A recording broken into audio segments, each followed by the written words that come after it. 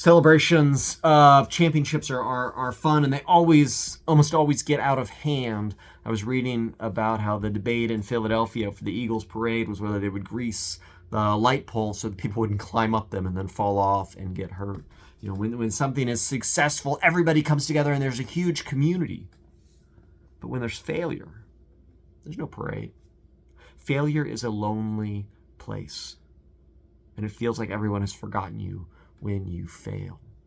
And I think fear is like that too. Fear isolates us. And when we're alone and we hear doubt come into our mind, and it's so easy to start thinking the worst. And what we see in the story from Mark 4 today is that when you're alone and you're isolated, it's easy to think that God has forgotten you.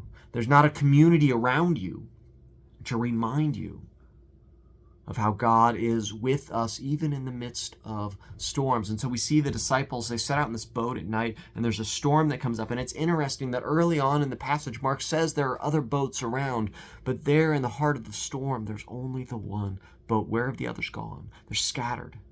And so then the disciples are alone, and they're afraid. And they wake Jesus with an accusation that says, "Don't you care that we are perishing?"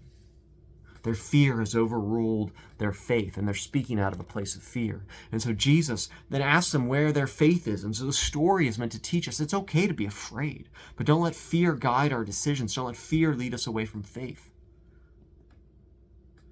And may we, who have seen the power of Jesus, the incredible power of Jesus, may we be intentional about forming community, about finding people whose boats are scattered in the storm and reminding them of the one who is stronger than the storm. I love that we have Jesus calming the storm, and the same Jesus who spoke in Job 38 when God was telling Job that he shut in the sea and said, "This far you shall go and no farther."